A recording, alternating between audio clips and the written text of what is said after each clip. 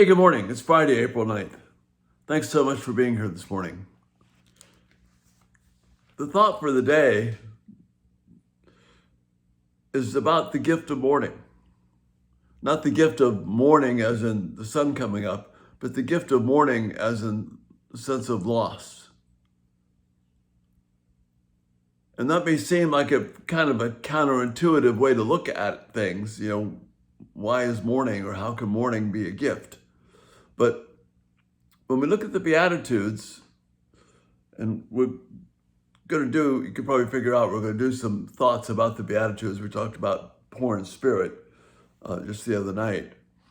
But I think these are important things for us, because in this longest recorded sermon of Jesus, and that makes it the most important recorded sermon of all time, Jesus begins, large crowds come to him. And so the first thing he says to these crowds and disciples, they're sitting around him.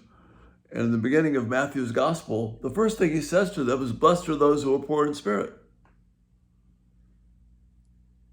Not blessed are those of you who can do great things, not blessed are those who can realize your potential, not blessed if you can, so you can be all you can be, but blessed are you who are poor in spirit.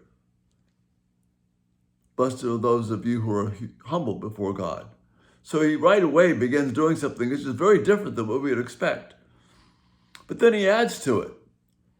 You'd expect, well, he's going to give a little kind of a balance here, and a little kind of a boost. Feel good about yourself. Next thing out of his mouth, blessed are those who mourn, for they will be comforted. This is huge for all of Christian life,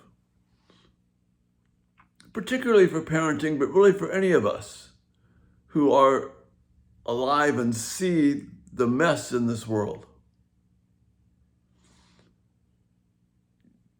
We live in a culture which is very uncomfortable with mourning. Our culture does everything, this United States, American, Western culture does everything we can do to alleviate mourning. We don't want anybody to mourn. We have medications for mourning. We have relaxation programs for mourning. We have activities that we can do to distract us. People pursue money to help them think that will get them over their time of mourning and grief. But mourning after the fall is a part of life. And God designed his word, designed the Spirit to bring comfort to us in mourning, so that mourning can be a blessing to us. Because the statement that we just read, blessed are those who mourn, or happy are those who mourn, is another way of translating it. Again, nothing is more counterintuitive, particularly to this day and time, than that concept.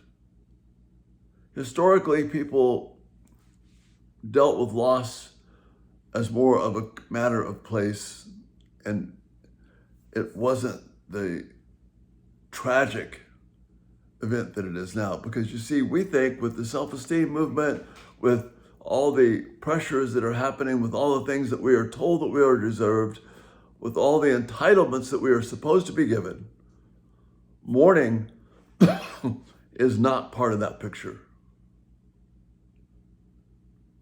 So we don't know how to comfort ourselves in a way that God intended. We only know how to comfort ourselves in a way that eliminates the mourning. But you can't do that, because mourning is a part of life. There's mourning for our own sins. There's mourning for the struggles that we have, the regrets that we have. If you're a parent and you don't have some things to mourn about, you're not living on planet Earth. But the promise that Jesus gives, this counterintuitive promise, is if you mourn, you'll be comforted. As we read in the epistles, yes, we sorrow, but not like everybody else. God is our healer. He comes to us. Jesus died so that we could be comforted. He experienced all the grief that we have experienced so he can comfort us. Paul says in 2 Corinthians that God is the God of all comfort, because he knows the reality of the world that we live in.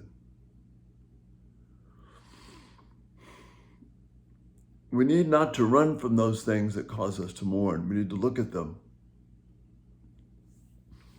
If we need to change something about the way we're doing that's causing the mourning, we need to stop that and trust God and be different. But so many times we can't make that change, and that's where the grief and the struggle comes in. But if I mourn, I know that I serve a God who has given his life for me, who makes all things right, who brings healing and comfort to me. This is huge for us. Everything in this world around us tells us we have to avoid mourning. And yet here is Jesus in the opening words of this wonderful grand sermon saying, blessed are those that mourn. I'm going to talk more about mourning tonight because it's important. So think about this day. If you have some thoughts or feedback or comments, send those in. Love to hear them. And I can incorporate those into tonight if you have something you'd like me to address on it. But this night, this day, rather than thinking about how can I avoid mourning, think about the reality that Jesus says that if you mourn, you are blessed and you'll be comforted. That's the thought. That's the hope for this day. And think about it. Give me some specifics, and we'll talk more about this tonight. Blessed are those that mourn, because you will be comforted. Again, thanks so much for being here, and Lord willing, we'll see you tonight. Hit the subscribe button if you haven't already, and turn on post notifications. And again, thank you for the joy of being able to interact with you. It's a rich privilege for me to do that. You have a great day. Bye-bye.